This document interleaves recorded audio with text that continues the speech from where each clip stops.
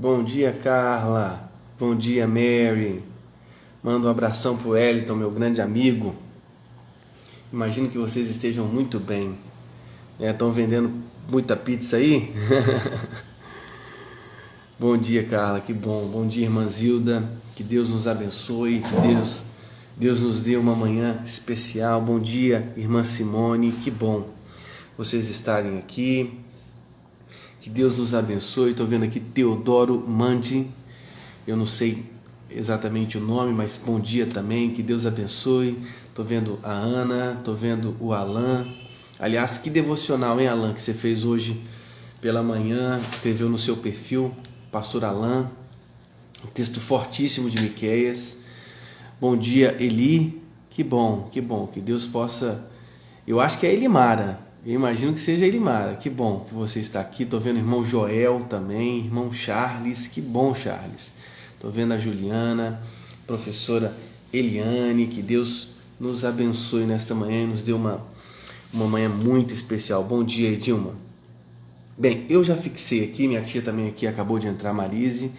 Eu já fixei aqui o texto de Marcos 8, 27 a 30. Eu gostaria de ler com você esse texto para que Deus fale aos nossos corações.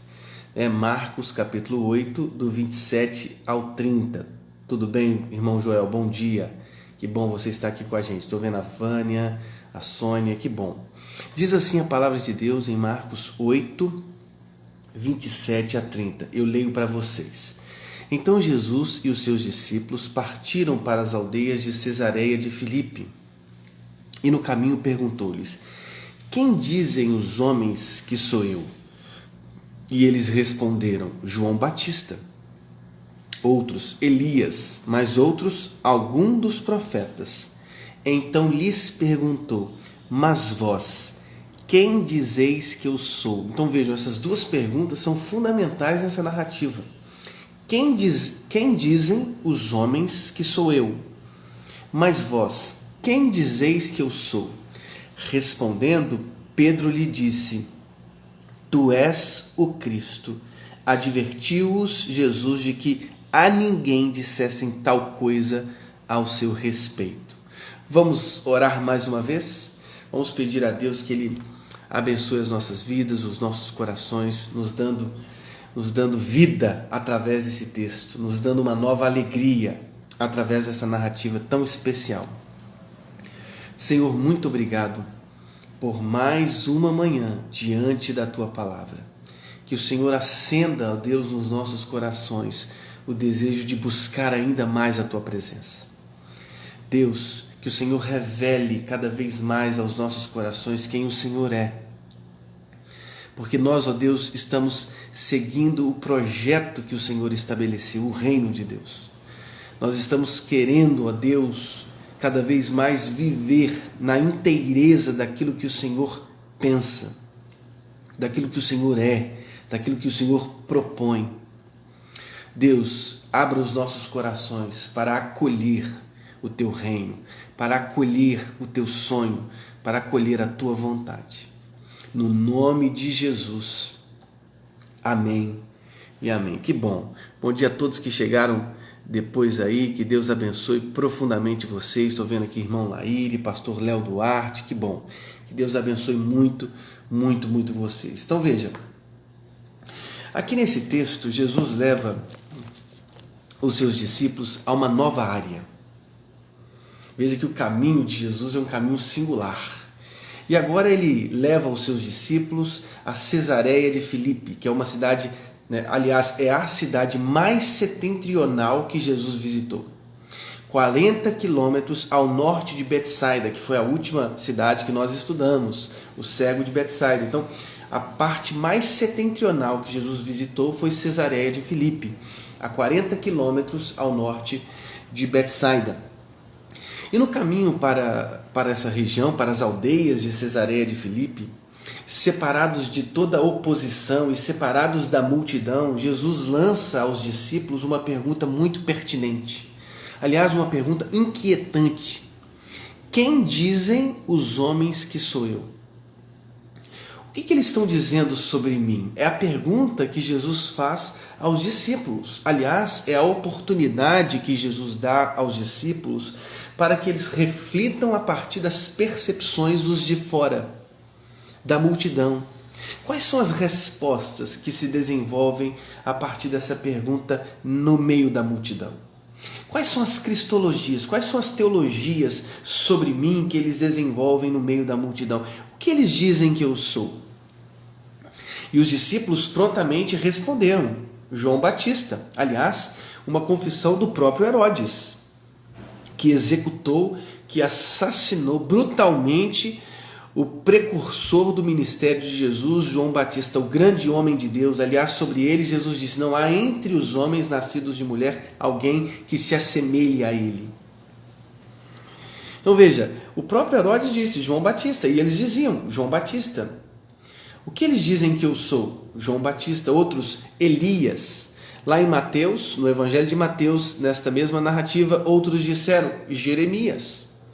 Outros, algum dos profetas. É interessante porque na época de Jesus, as pessoas da época de Jesus, elas aguardavam o aparecimento de algum importante profeta, de algum notável profeta. E as opiniões se divergiam sobre quem Jesus era. Que profeta ele era? Será que ele era João Batista, que foi executado brutalmente por Herodes? Será que ele é Elias? Será que ele era Jeremias? Bem, as perguntas, aliás, as respostas eram múltiplas. Múltiplas cristologias. Veja, eu quero ler aqui 3 textos que são importantes e que acabam gerando esse tipo de discussão. Lá em Deuteronômio 18:15 diz: o Senhor teu Deus levantará um profeta semelhante a mim do meio de ti. São as palavras de Moisés na Torá. O Senhor teu Deus levantará um profeta semelhante a mim do meio de ti, dentre os teus irmãos. A ele ouvirás. A ele ouvirás. Vejam, palavras de Moisés em Deuteronômio. Malaquias 3:1 diz: enviarei o meu mensageiro, que preparará o caminho diante de mim. Também no texto de Malaquias 4, 5 e 6 diz: eu vos enviarei o profeta Elias. Então vejam, a partir destes versos, Deuteronômio 18:15, Malaquias 3:1, Malaquias 4, 5 e 6, começou-se a nutrir na época de Jesus a expectativa da chegada, da vinda de um profeta notável. Elias, por exemplo. Aliás, Jesus, ao descer o monte da transfiguração, ele explicitamente, ele mostra, ele explica, ele revela quem era Elias. Ao descer no monte da transfiguração, naquela grande experiência, narrada em capítulos subsequentes a esse que nós estamos, e também em Mateus capítulo 17, os discípulos perguntaram a Jesus: por que então os escribas dizem que é necessário que Elias venha primeiro? Essa foi a pergunta dos discípulos, por quê? Porque esta era a expectativa que se nutria, que os profetas, algum profeta, Elias, um notável profeta, apareceria nos tempos messiânicos. Por que os escribas dizem então que é necessário que Elias venha primeiro? E Jesus responde explicitamente. Essa resposta é muito importante para a nossa compreensão, porque Jesus não é João Batista. Jesus não é Elias, Jesus não é nenhum dos profetas, nem Jeremias, nem outros tantos, não. Jesus é o Cristo, e nós vamos entender isso. Jesus, ao descer do Monte da Transfiguração, quando é interrogado sobre por que os escribas acham tão necessário que Elias venha primeiro, Jesus responde: Elias vem. Está lá em Mateus 17, Elias vem e ele restaurará todas as coisas. E aí ele diz mais: digo-vos, porém, que Elias já veio. Vejam, estas foram as palavras de Jesus. Elias já veio e eles não o reconheceram, mas fizeram-lhe tudo o que quiseram. Então os discípulos entenderam que era sobre João Batista que Jesus estava dizendo, porque João Batista profetizou no espírito de Elias. Não é uma reencarnação de Elias, por favor. A reencarnação não é um tema bíblico. Aliás, Elias nem morreu. Nós temos que entender muito bem isso. Veja, João Batista, ele encarnava o espírito espírito de Elias. As vestimentas de João Batista são vestimentas semelhantes à de Elias. O espírito profético corajoso de Elias estava em João Batista. Espírito profético corajoso que desafiava, que lançava suas profecias, os confrontos, raça de víboras, quem os enfeitiçou? Isso são palavras fortes. E João Batista, ele pregava no espírito profético de Jesus. Agora convém nos lembrarmos que essas cristologias estavam se multiplicando no tempo de Jesus. Vocês se lembram o que os religiosos disseram sobre Jesus? Eles disseram, ele está possesso de Beelzebul. Essa era uma cristologia desenvolvida na época de Jesus. Ele está possesso. É pelo maioral dos demônios que ele expele demônios. Os familiares de Jesus disseram, está fora de si. Ele é um louco. Ele está fora de si. Vejam as cristologias. Outros diziam, bem, ele é João Batista, como Herodes. Outros diziam Elias. Outros Jeremias. Alguns dos profetas. Veja, os olhos dos discípulos estão começando a se abrir diante daquele fato explícito que abre o Evangelho de Marcos e nós vamos entender. Veja só, Jesus, ao ouvir as múltiplas respostas, as múltiplas cristologias de seu tempo, cristologias que se desenvolviam no meio da multidão ou da oposição dos religiosos ou até mesmo entre os seus familiares, ele se dirige aos discípulos e ele pergunta, mas vós, quem dizeis que eu sou? Mas vós, quem dizeis que eu sou? Aliás, uma pergunta que nós precisamos responder para saber que tipo de Cristo estamos seguindo, para saber que tipo de cristologia estamos desenvolvendo em nossos corações. Será que o Cristo que estamos seguindo é o Cristo dos evangelhos ou o Cristo dos apócrifos? Será que o Cristo que estamos seguindo é o Cristo que tem a proposta clara da cruz, do sacrifício, da substituição, da morte substitutiva, sacrificial, do Cristo que propiciou os nossos pecados em meio à sua dor, em meio ao sacrifício excruciante, doloroso da cruz? Será que é este o Cristo que seguimos? Estou vendo aqui o grande teólogo Felipe Ribeiro. Eu tenho até que melhorar minha fala aqui agora. Grande Felipe, saudades de você, meu irmão. Espero que essa pandemia passe logo para a gente tomar um café juntos. Mas veja, mas vós quem dizeis que eu sou? Esta resposta é uma resposta que nós precisamos dar a essa pergunta séria que Jesus faz aos seus discípulos. Nós somos os discípulos de Cristo. E é interessante porque finalmente os discípulos confessam, através de Pedro, aquilo que os leitores do Evangelho aprendem no primeiro verso, no título do Evangelho de Marcos. Diz assim a palavra de Deus em Marcos 1:1, princípio do Evangelho de Jesus Cristo. Christos. Sim, uma confissão central, o Filho de Deus, princípio do Evangelho de Jesus Cristo, o Filho de Deus, o ungido, ele é o ungido, ele é o Christos. Veja, Cristo não é sobrenome, Cristo é a confissão central do Evangelho, ele é o Messias esperado. Nele se cumprem as profecias. Ele inaugura através da sua pessoa, da sua vida, de seus gestos, de suas palavras, de seus milagres, de seus sinais, o reino de Deus.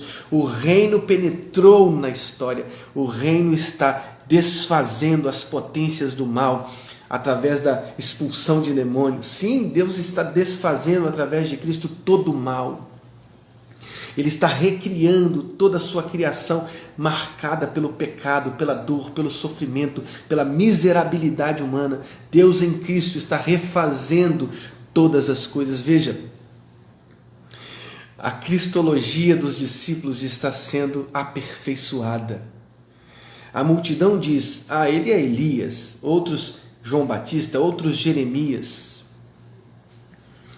E aí, os discípulos confessam, tu és o Cristo, tu és o Cristo. Agora, depois de múltiplos questionamentos de Jesus, Naquela caminhada, naquela travessia para Betsaida, Jesus faz múltiplos questionamentos que devolvem os discípulos a si mesmos, porque eles estavam fora, inertes, sim, imobilizados pela incredulidade. Jesus faz múltiplos questionamentos para que então a cristologia dos seus discípulos alcançasse maturidade. Não a completa maturidade que será então encontrada ainda a caminho de Jerusalém, mas veja, os múltiplos questionamentos. Por que discutis? Por que discutis por não terdes pão? Ainda não compreendeis?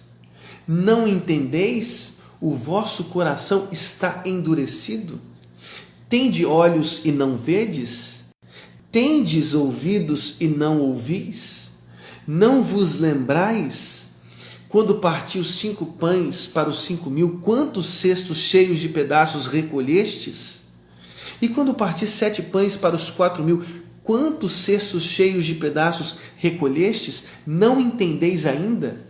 Múltiplos questionamentos diante do fato que era a própria incredulidade dos discípulos. Quando Jesus disse assim: tome cuidado com o fermento dos fariseus.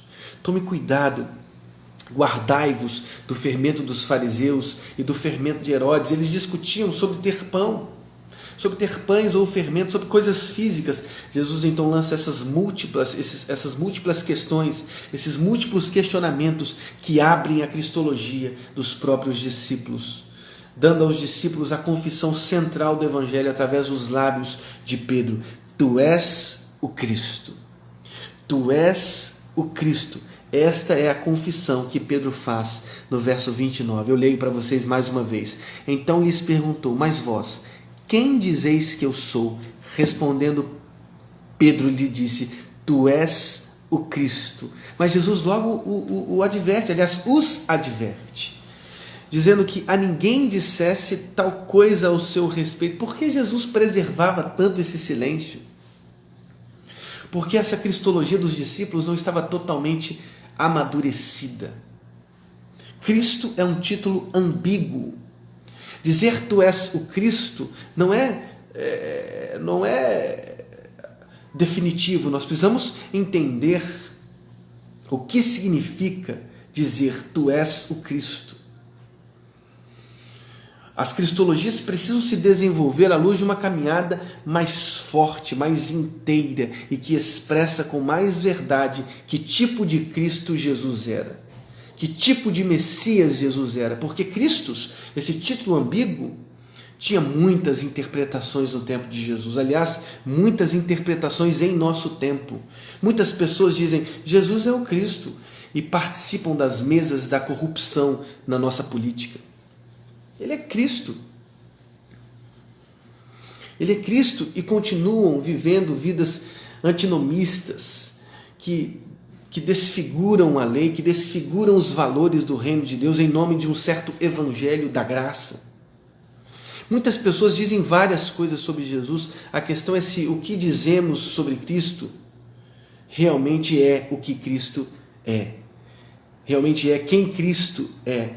Veja, Cristo é a tradução grega da expressão Messias, da palavra Messias, expressão hebraica que significa o ungido, um título ambíguo, cheio de interpretações. Jesus foi mantendo e guardando o silêncio, aliás, silêncio messiânico tão explorado por nós aqui ao longo dessas lives. Sim, Cristo aparece várias vezes e só no final do Evangelho de Marcos, capítulo 14, do 61 a 62, diante da pergunta do sumo sacerdote, porque o sumo sacerdote explicitamente pergunta a Jesus: tu és o Cristo, o Filho do Deus bendito?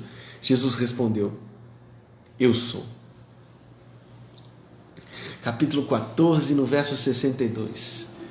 Até ali completo silêncio, porque Jesus precisava explicitar que tipo de messianismo era o dele, que tipo de messiado era o dele. Não era um messianismo bélico, militar, de conquista, de suplantação de Roma. Não. O messianismo dele era o messianismo do servo sofredor, de Isaías, do filho do homem, de Daniel, Sim, o servo sofredor, o filho do homem, o que se tornou homem, humano, o que participou das nossas dores, dos nossos sofrimentos, o que chorou o nosso choro, o que sentiu o nosso abandono, o que sentiu fome, a nossa fome, o que sentiu sede, a nossa sede. Jesus teve que mostrar aos discípulos nesse caminho que ele começa a fazer agora, a partir de Cesareia de Filipe, depois dessa confissão central do Evangelho: tu és o Cristo. Que tipo de Cristo ele era? Quem é Jesus para você? Quantas pessoas no nosso tempo dizem: ele é o nosso Senhor, e não vivem como se ele fosse o nosso Senhor? Nós temos que perguntar a nós mesmos se de fato Cristo é o Senhor das nossas vidas, se Ele está regendo os nossos corações. Há uma caminhada longa que precisamos fazer de Cesareia de Filipe até Jerusalém. Eu quero convidar vocês. Nós começaremos essa caminhada amanhã.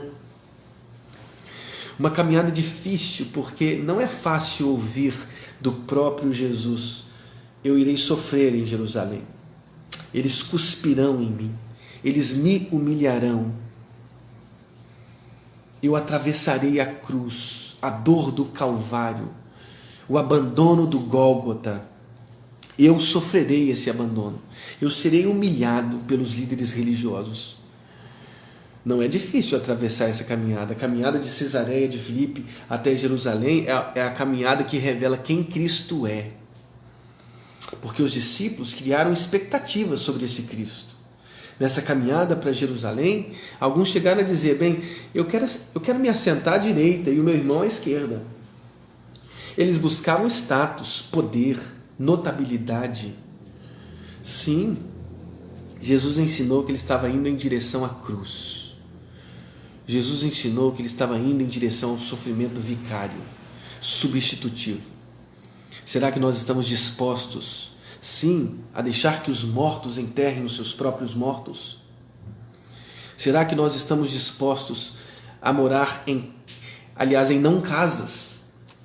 Porque as raposas têm os seus covis, as aves os seus ninhos, mas o Filho do Homem não tem onde reclinar a cabeça. Será que nós estamos dispostos a assumir as implicações do Evangelho? Jesus quer nos convidar a sair de Cesareia de Filipe, a sair dos confortos das cristologias que dizem João Batista, Jeremias, algum dos profetas, alguém que vai suplantar o poder romano. É muito confortável ir reinar em Jerusalém, mas é desconfortável ir reinar através da cruz. O que Jesus nos convida a ir reinar através da cruz, através da dor, através do sofrimento, através de lavar os pés uns dos outros. Que as cristologias vis, que as cristologias enfraquecidas pelo poder, pelo status, pela ganância, pelas riquezas, se desfaçam nessa caminhada linda até a cruz, para que a gente entenda que estamos seguindo o servo sofredor, o filho do homem, o homem de dores, a ovelha muda. A ovelha muda. Que Deus nos dê força e coragem para atravessar os próximos caminhos. Que Deus abençoe a sua vida. Que Deus refaça a sua história a partir de quem Cristo verdadeiramente é. E só podemos entender quem Cristo é a partir das páginas do Evangelho. Que Deus abra os nossos corações para que, ao confessarmos Tu és o Cristo, nesta confissão more o Filho do Homem, o servo sofredor, a ovelha muda, alguém que vai em direção à cruz e assume as nossas dores, assume os nossos pecados e faz a substituição, porque nós deveríamos ter morrido na cruz. Que Deus abençoe as nossas vidas. Vamos orar? Deus, muito obrigado mais uma vez por mais uma manhã. Muito obrigado, Deus, porque o Senhor nos presenteou com a Tua palavra. Todas as manhãs somos presenteados com a Tua palavra. Que o Senhor nos ensine mais sobre a Tua palavra. que o teu Espírito ilumine os nossos corações para acolher a tua palavra, no nome de Jesus. Amém.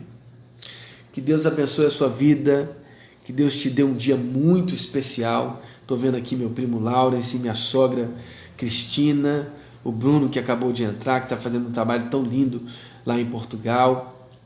Que Deus abençoe todos vocês. Estou vendo meu primo Laurence aqui, minha mãe, Adriana. Que Deus abençoe você, irmã Adriana. Alcides também. Que Deus abençoe a irmã Beth. Um dia muito especial, viu, irmão Joel? Um dia muito especial, Cristiano, de grande renovação em Cristo, no nome de Jesus. Amém. Até amanhã, irmã Zilda. Até amanhã, Adriano, às 7 horas da manhã. Tchau, tchau.